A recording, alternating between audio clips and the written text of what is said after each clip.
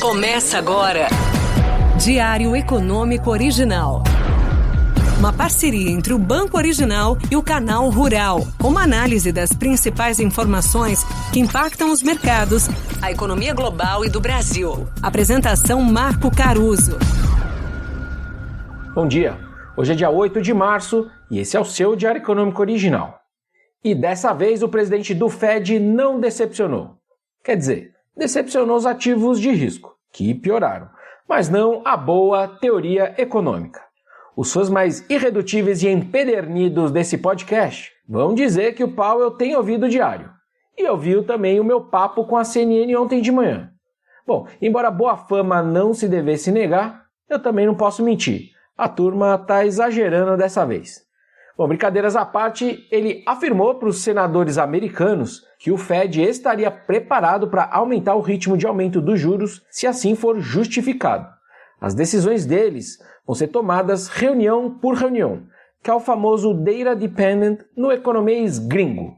Ele reconhece que as pressões inflacionárias estão maiores do que na última decisão de juros e que os dados recentes foram de fato mais fortes do que o esperado. E sendo assim, que o pico da taxa de juros nesse ciclo de alta provavelmente vai ser maior do que o estimado anteriormente por eles. Esse, aliás, foi o seu tom mais duro, a meu ver, desde as suas observações contundentes lá na conferência de Jackson Hole em agosto passado. E aí o mercado ampliou as apostas de um juro básico ali em 5,50%, 5,75% ao ano até o final desse ano. Seria 1 ponto percentual acima dos atuais 4,5%, 4,75%. E aí chegar em 6% já tem mais de 15% de chance, segundo a Bolsa de Chicago. E aí com isso as commodities caíram, as bolsas também, o dólar e os juros subiram. A cesta de moedas contra o dólar, por exemplo, o DXY, renovou as máximas do ano, ainda que esteja ali uns 7% abaixo do pior momento do ano passado. Interessante que o SP 500 cedeu mais do que o Nasdaq. Geralmente, os juros afetam mais as empresas de alta tecnologia. Mas o formato da curva de juros futuros americana ontem ajuda a explicar isso aqui. A alta foi muito mais acentuada nos vencimentos ali até 2 anos. Com o 30 anos, por exemplo, os juros de 30 anos americano, chegando a ceder, na verdade, e a reduzir taxa.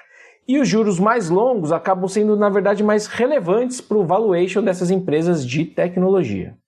De fato, se a gente olha a curva de rendimento das Treasuries, a curva futura de juros americana, ela ficou 1 ponto percentual negativa pela primeira vez desde 1981, depois aí do discurso do Powell.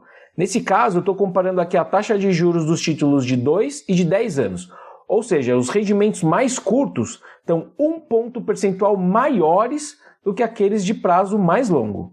Por que isso importa? Basicamente porque, entre outras coisas, toda a recessão americana foi acompanhada por essa inversão da curva de juros, com os longos mais baixos do que os curtos. Também é verdade que nem toda a inversão foi acompanhada de uma recessão, mas o sinal segue amarelo nesse assunto. Se a gente usar os parâmetros do próprio Fed de chance de recessão daqui a 1 ano, dado o formato da curva de juros hoje, essa probabilidade já chegou em 57%, que é o maior patamar, obviamente, desde 1981 também.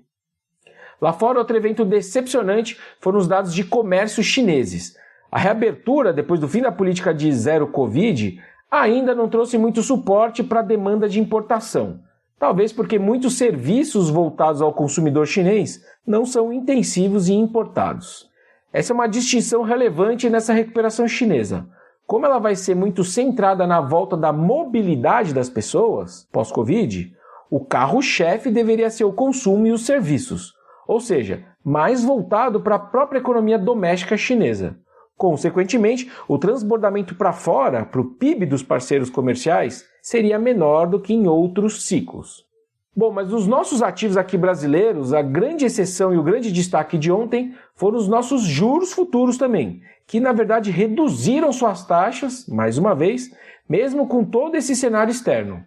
A narrativa que vem se formando entre os analistas tem uma mistura de esperança de que o novo marco fiscal não vai ser muito diferente do que está sendo vazado na mídia, que é ruim, mas, enfim, já digeriram, e um quê de preocupação com o mercado de crédito depois do evento Americanas, que também poderia desenhar cortes de juros.